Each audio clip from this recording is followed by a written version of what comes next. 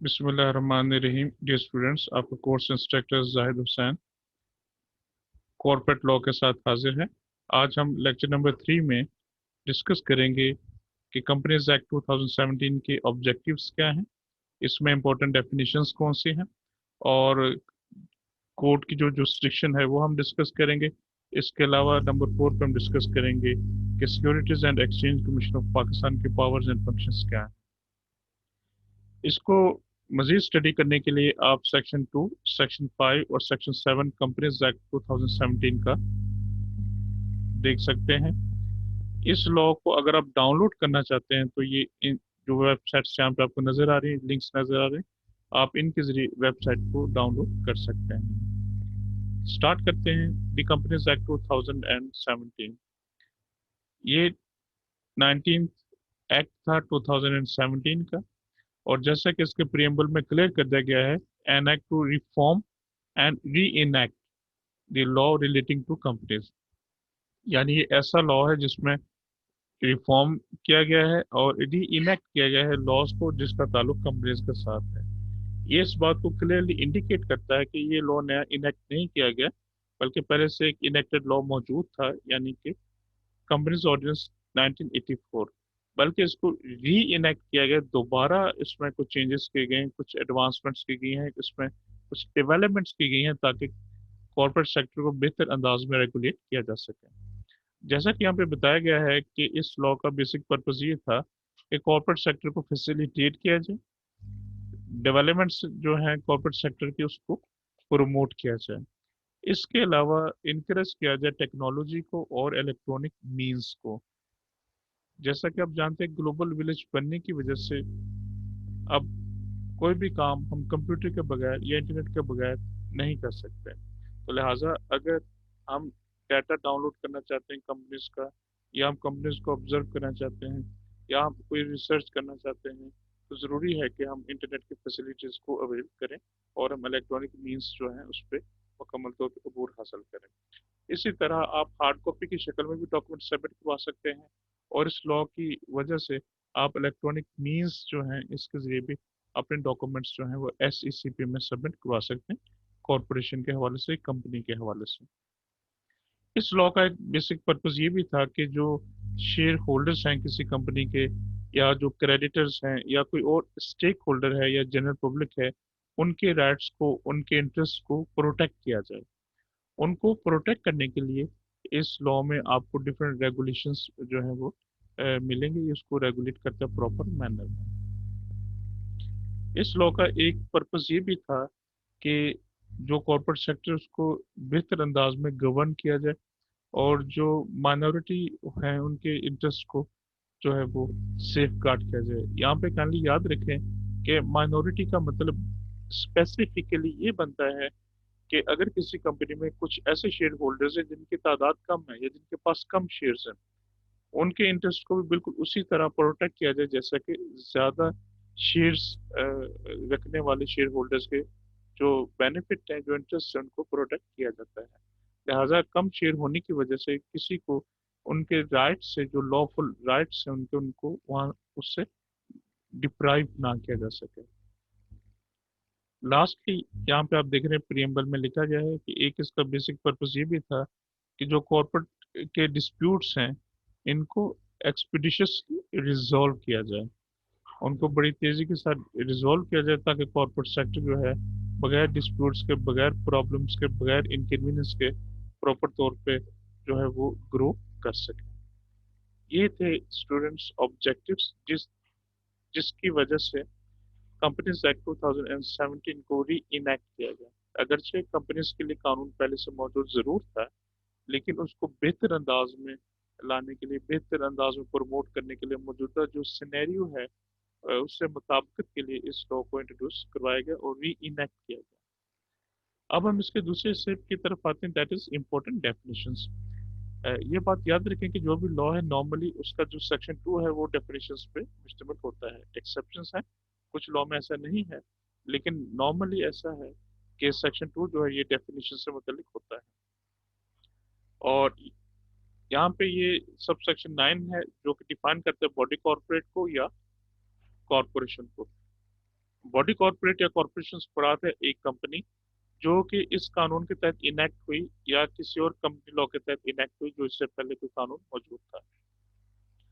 Clause B में ये कहा गया है कि एक ऐसी कंपनी जो कि इनकॉर्पोरेट हुई है पाकिस्तान से बाहर, यानी पाकिस्तान में इनकॉर्पोरेट नहीं हुई लेकिन पाकिस्तान से बाहर हुई है, और वो एक इनकॉर्पोरेटेड इंस्टीट्यूशन है, वो एक इनकॉर्पोरेटेड बॉडी है, जिसको चाहे कॉर्पोरेशन कहा जाए या चाहे कंपनी कहा जाए। पाकिस्तान से बाहर अगर वो इनकॉर्पोरेट हुई तब भी वो कॉर्पोरेशन या बॉडी कॉर्पोरेट की डेफिनेशन में फॉल करेगी।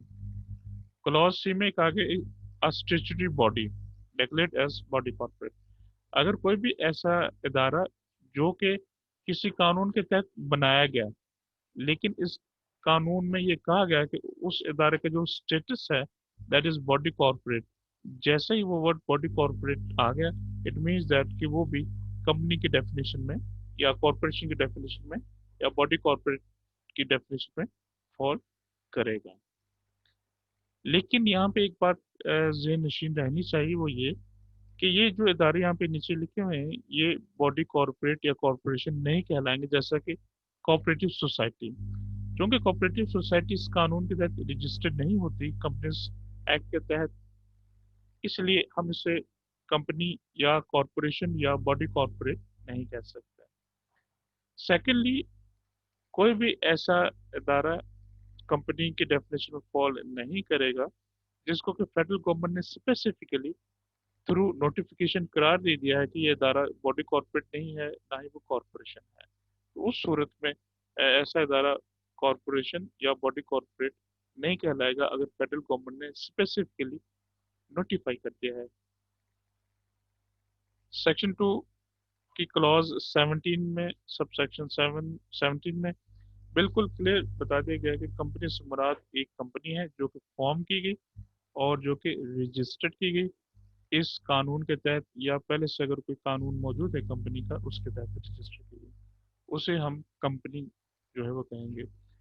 ये बात याद रखें स्टूडेंट्स, कोई भी कंपनी रजिस्टर होने से पहले कंपनी फॉर्म होती है। सबसे पहले कंपनी को तश्कील दिया जाता है, उसके बाद अगला स्टेप आपका ये होता है कि आप उसको रजिस्टर करवा लेते हैं। तो जैसे वो रजिस्टर हो जाती है इस कानून के तहत, तो समझ लें उस इदारे को हम कंपनी कहेंगे। उसका चाहे प्रीवियस स्टेटस सोल प्रोप्राइटरशिप का था या पार्टनरशिप का था, जैसे ही इस कानून के तहत वो फॉर्म हुई और रजिस्टर्ड हो गई, तो रजिस्टर्ड होने के बाद ऑटोमेटिकली वो इदारा कंपनी की डेफिनेशन में फॉल करेगा। सेक्शन 2 सब सेक्शन 19 में ये कहा गया है कंपनी लिमिटेड बाय गारंटी, इसको डिफाइन किया गया है। A company having the liability of its members limited by the memorandum to such amount as the members may respectively thereby undertake to contribute to the assets of the company in the event of its being wound up। अगर company के जो members हैं वो undertaking दे देते हैं, अल्फन इकरार कर लेते हैं कि अगर कंपनी को वाइंड अप कर दिया गया किसी वजह से, तो जो उनके एसेट्स हैं उन एसेट्स में से जिन लोगों से उन्होंने कर्जे लिए थे या जिन लोगों से उन्होंने किसी भी हवाले से इन्वेस्टमेंट ली थी वो उनको वापस कर देंगे, इस बात की वो देते हैं गारंटी। तो अगर कंपनी बनाने के दौरान गारंटी दी जाए स्पेसिफिकली कि वो अंडरटेक करें कंपनी के मेंबर्स तमाम कि हम जिनसे कर्जा लेंगे या जिनसे हम इन्वेस्टमेंट लेंगे, अगर कंपनी को वाइंड अप किया जाता है तो हम उनको वापस करने के पाबंद हैं, अगर वो गारंटी दे देंगे, और ऐसी कंपनी जो वो फिर कंपनी लिमिटेड बाय गारंटी कहलाएगी। सेक्शन 2 की सब सेक्शन 20 जो है कंपनी लिमिटेड बाय शेयर्स से मुतल्लिक है।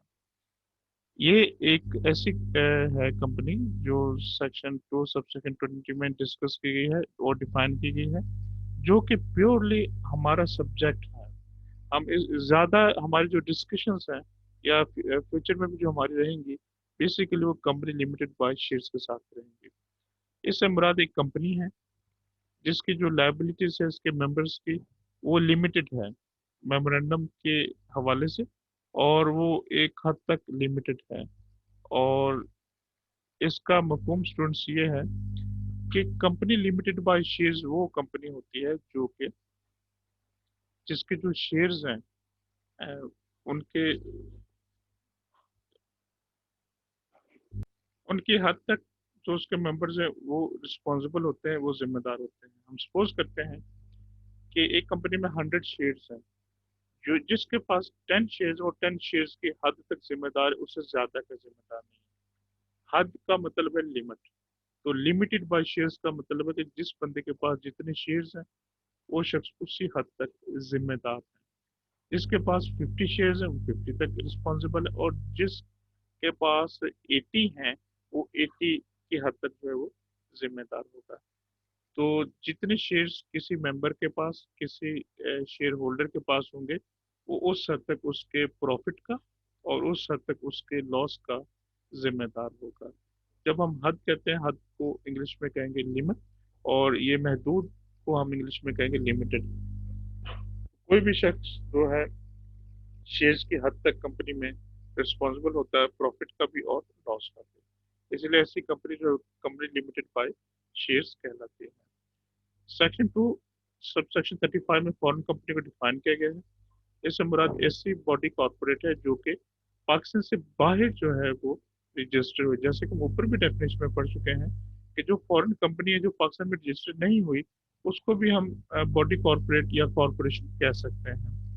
तो फॉरेन कंपनी ऐसी कंपनी होती है जो पाकिस्तान में इनकॉर्पोरेट नहीं होती, पाकिस्तान में रजिस्टर नहीं होती, लेकिन उनकी ब्रांचेस हो सकती हैं पाकिस्तान में, उनकी फ्रेंचाइज हो सकती है, या किसी और शक्ल में उनके ऑफिस जो हैं वो पाकिस्तान में हो सकते हैं। और ये थ्रू एजेंट होंगे, फिजिकली हो सकते हैं या इलेक्ट्रॉनिक मोड में जो है वो पाकिस्तान में एग्जिस्ट करते होंगे। ऐसी कंपनी फॉरेन कंपनी कहला सकती है। हम सपोज करते हैं जैसे KFC है या मैकडोनल्ड्स है या इस तरह की और बहुत सारी मल्टीनेशनल कंपनीज जो हैं, उनको हम फॉरेन कंपनीज कह सकते हैं जो पाकिस्तान में बिजनेस कर रही हैं।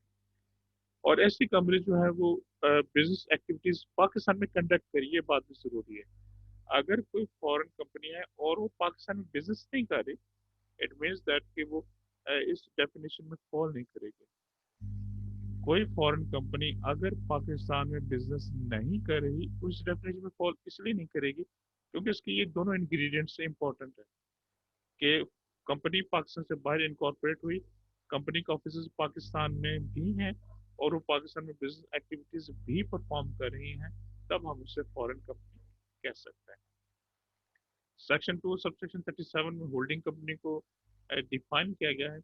बेसिकली होल्डिंग कंपनी ऐसी कंपनी होती है जो कि जिसके पास दूसरी कंपनी के बहुत सारे शेयर्स होते हैं, या जो सब्सिडरी कंपनी होती है वो उसको होल्ड करती है। हम सिंपल वर्ड्स में कह सकते हैं कि ऐसी कंपनी जो कि दूसरी कंपनी का मुकम्मल होल्ड जो है वो अपने पास रखती है। जैसे कि होल्डिंग से क्लियर है कि होल्ड का मतलब होता है कि किसी चीज को होल्ड करके रखना, किसी को मजबूती के साथ पकड़ के रखना।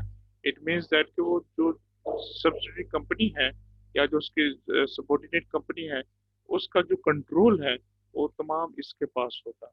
इसे होल्डिंग कंपनी कहेंगे। यानी अगर एक कंपनी दूसरी कंपनी के ऊपर मुकम्मल तौर पर इख्तियार रखती है, उसके अफेयर्स को खुद मैनेज करती, कंट्रोल करती है, तो ऐसी कंपनी जो है वो होल्डिंग कंपनी कहलाएगी। और वो जिसके इख्तियार को इस्तेमाल करती है, जहाँ पे अपना कंट्रोल रखती है, ऐसी कंपनी जो है वो सब्सिडरी कंपनी कहलाती है। सेक्शन 2 सब सेक्शन 38 में लिस्टेड कंपनी से मुतालिक बताया गया है। अब ये देखिए स्टूडेंट्स, लिस्टेड का जो वर्ड है ये लिस्ट से निकला है। लिस्ट हम कहते हैं किसी फहरिस्त में, लिस्ट में बहुत सारे नाम हो सकते हैं। हम सपोज करें कि अगर सिक्योरिटीज सिक्योरिटीज एक्सचेंज या स्टॉक एक्सचेंज की लिस्ट में जिस पब्लिक कंपनी का नेम होगा, हम उसे लिस्टेड कंपनी कह सकते हैं। जहां तक डेफिनेशन की बात है, डेफिनेशन में भी यही बात क्लियर की गई। एक पब्लिक कंपनी या बॉडी कॉर्पोरेट या कोई और ऐसा इदारा जिसकी जो सिक्योरिटीज हैं, जिसके जो शेयर्स हैं वो सिक्योरिटी एक्सचेंज में लिस्टेड हैं, ऐसी कंपनी को हम लिस्टेड कंपनी कह सकते हैं। तो यहाँ पे ये बात क्लियर होनी चाहिए कि कोई भी प्राइवेट कंपनी जो है वो स्टॉक एक्सचेंज में लिस्टेड नहीं हो सकती, सिर्फ पब्लिक कंपनी लिस्टेड होगी। अगर कोई पब्लिक कंपनी जो लिस्टेड हो जाए वो लिस्टेड कंपनी कहलाएगी। प्राइवेट कंपनी की डेफिनेशन हम डिस्कस करेंगे। सेक्शन 2 की सब सेक्शन 49 में प्राइवेट कंपनी को डिस्कस किया गया है। उसमें ये क्लियर बताया गया है कि ऐसी कंपनी जिसके आर्टिकल्स में क्लियरली कहा गया है कि ये अपने जो राइट्स हैं शेयर्स के ये ट्रांसफर नहीं कर सकते किसी और को, और इस पे लिमिट्स होती हैं। इसके जो मेंबर्स हैं वो 50 से ज़्यादा नहीं हो सकते, यानी मैक्सिमम जो मेंबर्स होंगे प्राइवेट कंपनी के उनकी तादाद जो है वो 50 होगी, और वो 50 से ज़्यादा नहीं होंगे। और क्लॉज सी में ये क्लियर कर दिया गया है कि इस पे प्रोहिबिशन है, इस पे पाबंदी है कि वो आम जनरल पब्लिक को शेयर्स सब्सक्राइब नहीं करेगी। आम पब्लिक को ये शेयर्स नहीं देंगे, बल्कि अगर 10 शेयर, हम सपोज करते हैं 10 लोगों ने मिलकर कंपनी बनाई और आपस में उन्होंने तय किया कि वो शेयर्स आपस में ही रखेंगे, बल्कि जनरल पब्लिक को वो शेयर्स ना ट्रांसफर करेंगे ना सेल करेंगे, तो ऐसी कंपनी जो है वो प्राइवेट कंपनी कहलाएगी। अगर कोई भी कंपनी शेयर्स को पब्लिक तक पहुंचाए, पब्लिक को इनवाइट करे कि वो उनके शेयर्स वगैरह खरीद सकते हैं, उस सूरत में ये प्राइवेट कंपनी नहीं कहलाएगी बल्कि पब्लिक कंपनी कहलाएगी। ये बात जरूरी है। यहाँ पे एक छोटी सी प्रोविजन है जिसमें कहा गया है, अगर दो या दो से ज्यादा लोग या दो से ज्यादा मेंबर्स एक शेयर अपने पास रखते हैं, तो याद रखें कि वो एक सिंगल मेंबर कहलाएगा। हम सपोज करते हैं कि ए और बी दोनों ने मिलके एक कंपनी का सिर्फ एक शेयर खरीदा, तो और ए और बी ने तय कर लिया कि इन मामला को डील करेगा ए, तो इसका जो मेंबर होगा, जो शेयर होल्डर कहलाएगा, दैट वुड बी ए, क्योंकि सिंगल मेंबर जो है वो उसका शेयर होल्डर जो है वो कहलाएगा, बी नहीं कहलाएगा बल्कि ए कहलाएगा। अलबत्ता इसके जो बेनिफिट्स हैं वो बी को दिए जा सकते हैं, ए और बी की अपनी रजामंदी से। इसमें कंपनी का कोई रोल नहीं होगा, बल्कि कंपनी सिर्फ ए के साथ डील करने की पाबंद हो सकती है, इस एग्जाम्पल की दूसरे जो मैंने अभी डिस्कस किया। सेक्शन 2 के सब सेक्शन 52 में पब्लिक कंपनी को डिफाइन किया गया है। ऐसी कंपनी जो प्राइवेट कंपनी नहीं है, यानी जो प्राइवेट कंपनी नहीं पब्लिक कंपनी है, तो बिल्कुल सिंपल वर्ड्स में क्लियर कर देंगे। और ये इसलिए क्लियर कर देगा सिंपल वर्ड्स में कि कंपनी क्या है। जैसे कि हमने कंपनी को डिफाइन किया, कंपनी से मुराद वो कंपनी है। कंपनी होती क्या है, ये एक बॉडी कॉर्पोरेट होती है। बॉडी कॉर्पोरेट क्या होती है, बॉडी कॉर्पोरेट को भी हमने ऊपर डिफाइन कर दिया है। तो लॉ की ये एक बहुत अच्छी खूबसूरती है कि यहाँ पे चीज़ों को बार बार रिपीट करने से गुरेज किया जाता है। आप एक मरतबा उसको डिफाइन कर देते हैं, बाद में आप उसको एक्सप्लेन ज़्यादा नहीं करते, क्योंकि वो ऑलरेडी डिफाइन की जा चुके हैं, इसलिए। सेकेंडली, सेक्शन 2 सब सेक्शन 54 में पब्लिक सेक्टर कंपनी को डिफाइन किया गया। जैसा कि इसके नाम से ही अंदाजा हो रहा है कि पब्लिक सेक्टर कंपनी ऐसी कंपनी हो सकती है जिसका ताल्लुक एक जनरल पब्लिक के साथ, प्राइवेट के साथ नहीं होगा, बल्कि पब्लिक सेक्टर के साथ होगा या गवर्नमेंट सेक्टर के साथ इसका ताल्लुक हो सकता है। तो इससे मुराद एक ऐसी कंपनी है, चाहे वो पब्लिक है या प्राइवेट है, लेकिन 51% जो शेयर्स हैं वो गवर्नमेंट के पास है। कोई प्राइवेट कंपनी या कोई पब्लिक कंपनी जिसके 51% या उससे ज्यादा शेयर गवर्नमेंट के पास है, तो समझ लें वो पब्लिक सेक्टर कंपनी है। क्योंकि आमतौर पे प्राइवेट कंपनी में जो शेयर होते हैं प्राइवेट लोगों के पास होते हैं। पब्लिक कंपनी जो होती है इसके शेयर जो है वो पब्लिक खरीद सकती है, लेकिन ये मामला थोड़ा सा डिफरेंट है क्योंकि इसमें गवर्नमेंट इन्वॉल्व है, और गवर्नमेंट के पास मोर देन 51% जो है वो शेयर्स होते हैं, इसलिए इसको हम पब्लिक सेक्टर कंपनी कहते हैं।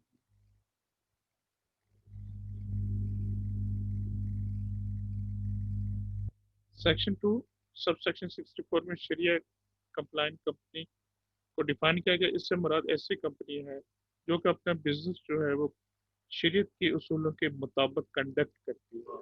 ऐसी कंपनी शरिया कंप्लाइंट कंपनी कहलाएगी।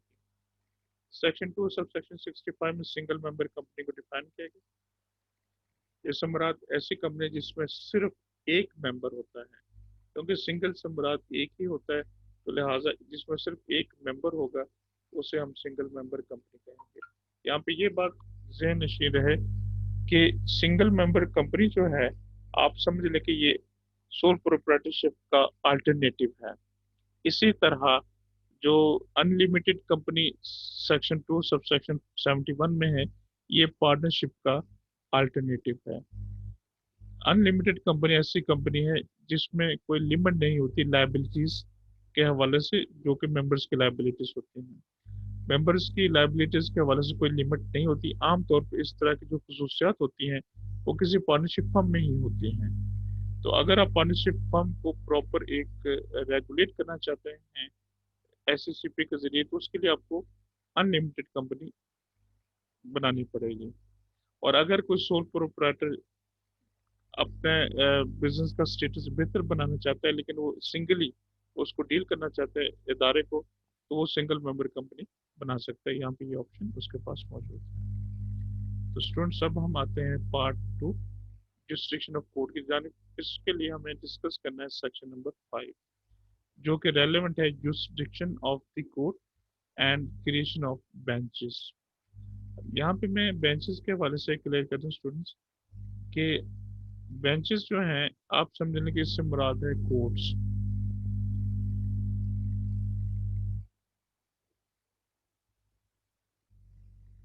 आमतौर पर डिस्ट्रिक्ट लेवल पे हम जिसे कोर्ट्स कहते हैं, हाई कोर्ट में उसी कोर्ट को आप बेंच कह सकते हैं। अगर वहाँ पे एक ऑनरेबल जस्टिस हैं तो वो सिंगल बेंच कहलाएगा। अगर दो ऑनरेबल जस्टिस या ऑनरेबल जजेस केस को सुन रहे हैं हाई कोर्ट में, तो उसे हम डिविजनल बेंच जो है वो कह सकते हैं।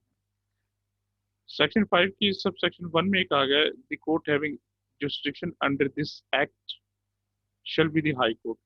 कंपनीज, यहाँ पे एक्ट से मुराद है कंपनीज एक्ट 2017। कंपनीज एक्ट 2017 के मुताबिक इससे मतलब जो भी मामलात होंगे, उसकी जो जुरिस्डिक्शन है, उसके जो इख्तियार समात है, वो सिर्फ और सिर्फ हाई कोर्ट को हासिल है। इसकी सिर्फ जुरिस्डिक्शन है कंपनीज के मामलात को, डिस्प्यूट्स को रिजॉल्व करने के हवाले से। और कौन सी हाई कोर्ट को है? अगर हम कहते हैं कि बलूचिस्तान हाई कोर्ट भी है, सिंध हाई कोर्ट भी है, लाहौर हाई कोर्ट भी है और इस्लामाबाद हाई कोर्ट भी है, उस सूरत में कौन से हाई कोर्ट को इख्तियार है? तो यहाँ पे ये पॉइंट क्लियर कर दिया गया है, place at which the registered office of the company is situate. जिस जगह कंपनी का ऑफिस सिचुएटेड है, उस हाई कोर्ट को ये इख्तियार हासिल है। हम सपोज करते हैं कि अगर एक कंपनी का ऑफिस जो है लाहौर में है, तो अंडरस्टूड है कि ऑनरेबल लाहौर हाई कोर्ट के पास उसके डिस्प्यूट्स को रिजॉल्व करने के लिए जुरिस्डिक्शन होगी। अगर एक कंपनी का ऑफिस हैदराबाद में है या कराची में है या सांगढ़ में है या सिंध के किसी भी शहर में है, तो ऑनरेबल सिंध हाई कोर्ट को इख्तियार हासिल है। अगर एक कंपनी का ऑफिस जो है वो ब्लू एरिया इस्लामाबाद में है या I-10 में है या I-9 में है, तो honourable Islamabad high court Islamabad के पास जुरिस्डिक्शन होगी कि उस कंपनी के मैटर्स को, डिस्प्यूट्स को रिजॉल्व कर सके। जुरिस्डिक्शन क्लियर करने के बाद सब सेक्शन 2 में कहा गया है कि किसी भी सिविल कोर्ट को इख्तियार हासिल नहीं है या और किसी कोर्ट को इख्तियार हासिल नहीं है कि उस कोर्ट में कोई मुकदमात, कोई सूट या कुछ जो प्रोसीडिंग्स हैं उनको वहाँ ओरिजिनेट किया जाए और वो अपने इख्तियार को इस्तेमाल करें। किसी और अदालत को मां सिवाय हाई कोर्ट के ऐसे इख्तियार हासिल नहीं है। ये इंपॉर्टेंट पॉइंट याद रखने की ज़रूरत है। अब हम आते हैं सब सेक्शन 3 की जानिब। सब सेक्शन 3 में ये कहा गया है, for the purposes of jurisdiction to wind up companies. कंपनीज को वाइंड अप करने के हवाले से जो जुरिस्डिक्शन है, उसके लिए एक एक्सप्रेशन यूज होगा, that would be registered office. Registered office से मुराद ये है कि the place which has longest been the registered office of the company during the 6 months. हम सपोज करते हैं कि एक कंपनी जब रजिस्टर हुई तो उसका ऑफिस जो है वो ब्लू एरिया इस्लामाबाद में था जब वो रजिस्टर हुए, लेकिन उसके कुछ अरसे के बाद कंपनी ने अपना ऑफिस चेंज कर लिया और वो I-9 इस्लामाबाद में जो है वो शिफ्ट हो गई। हम ये सपोज करते हैं, तो लॉ ये कहता है कि उसका जो पीरियड है वो 6 माह का कम अज कम जो है, जहाँ पे दौरान उसका रहा, उसको आप रजिस्टर्ड ऑफिस कह सकते हैं। यानी ब्लू एरिया में अगर 6 माह गुजारने के बाद वो कहीं और शिफ्ट हो जाती है, तो उसका जो ब्लू एरिया का नेम रजिस्टर किया जाता है सीसीपी में, तो वो उसका रजिस्टर्ड ऑफिस कहला सकता है। अगर एक कंपनी के एक से ज़्यादा ऑफिस हैं, ब्लू एरिया में भी है, I9 में भी है, और किसी और जगह पे भी है, तो जहाँ पे उसने 6 मंथ का टाइम स्पेंड गुजार दिया है, वो उसका रजिस्टर्ड ऑफिस कहला सकता है। सबसेक्शन 4 में ये कहा गया है कि कंपनी के मामला को रिजॉल्व करने के लिए एक या एक से ज़्यादा बेंचेस जो हैं वो तश्कील दिए जा सकते हैं परमानेंट बेसिस पे। जैसा कि मैंने डिस्कस किया था कि बेंच से मुराद जो है वो ऑनरेबल कोर्ट होगी, हाई कोर्ट में, जो कि सिर्फ इन मामलों को सुनेगी। उसका नाम कंपनी बेंच है, तो कंपनी बेंच से मुराद है कि ये सिर्फ कंपनी से मुतल्लिक मामला को जो है वो इसकी हियरिंग्स होंगी, और इनको वो डिस्प्यूट्स को रिजॉल्व करेगी और उसको डिटरमिन करेगी, उससे मुतल्लिक जो है डिसीजन जो है वो ऑनरेबल कोर्ट देगी। अब इन बेंचेस को तश्कील कौन देगा, ये एक इम्पोर्टेंट पॉइंट।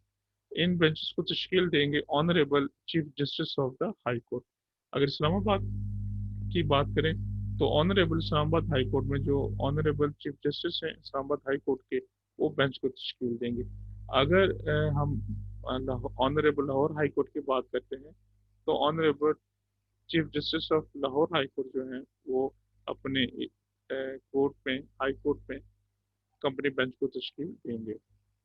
सब सेक्शन 5 में कहा गया है कि एक रजिस्ट्रार होगा, जिसे हम registrar of the company bench कहेंगे, जिसको नोटिफाई किया जाएगा honourable chief justice of the high court की जानिब से, और अपनी असिस्टेंस के लिए वो और भी ऑफिसर्स को जो है वो अपॉइंट किया जा सकेगा चीफ जस्टिस की जानिब से।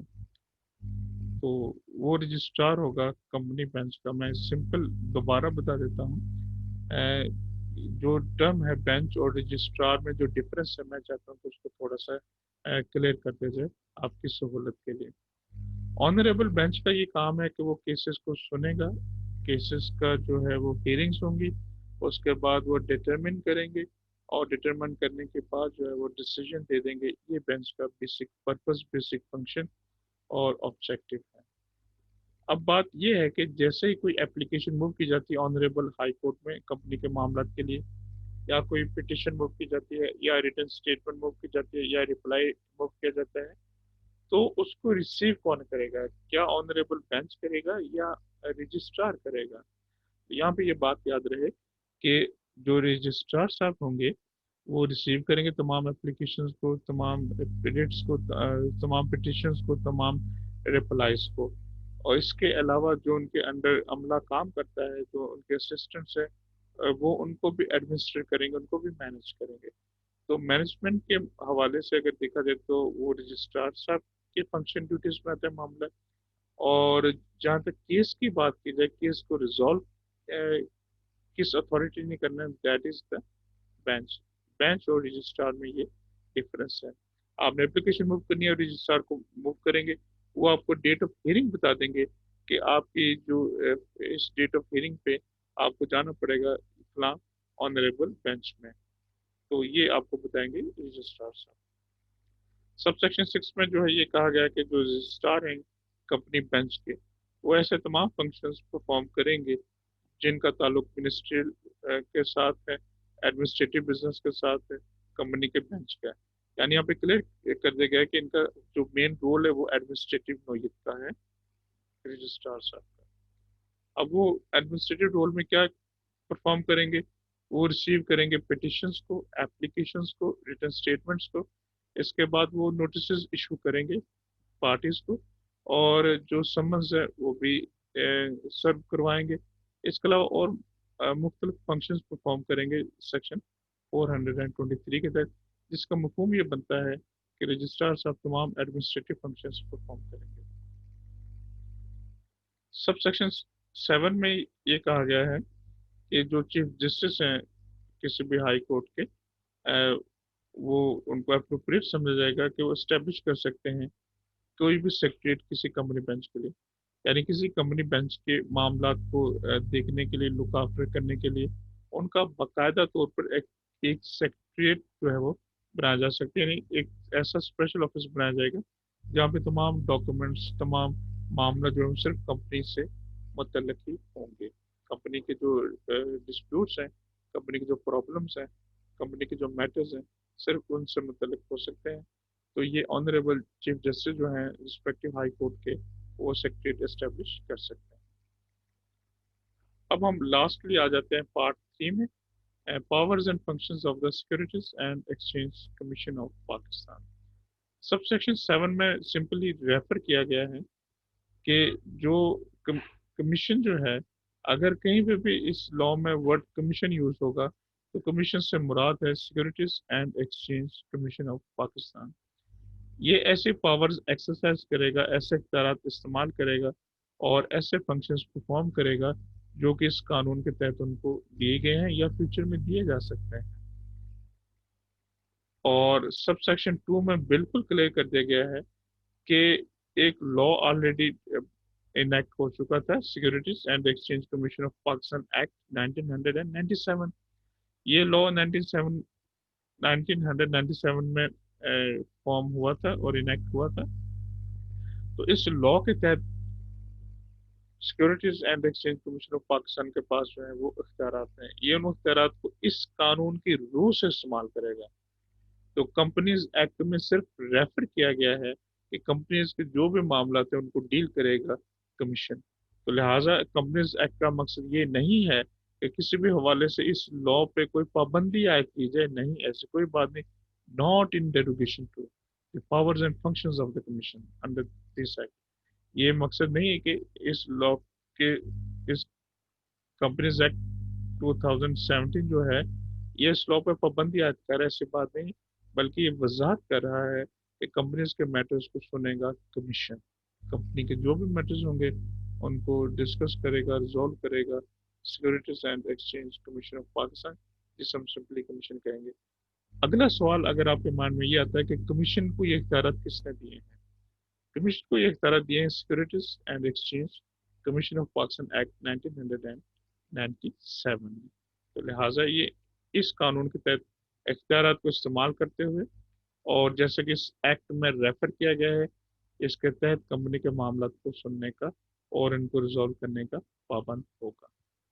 तो स्टूडेंट्स, इसके साथ ही हमारा आज का लेक्चर इख्तिताम पजीर होता है। अल्लाह हाफिज।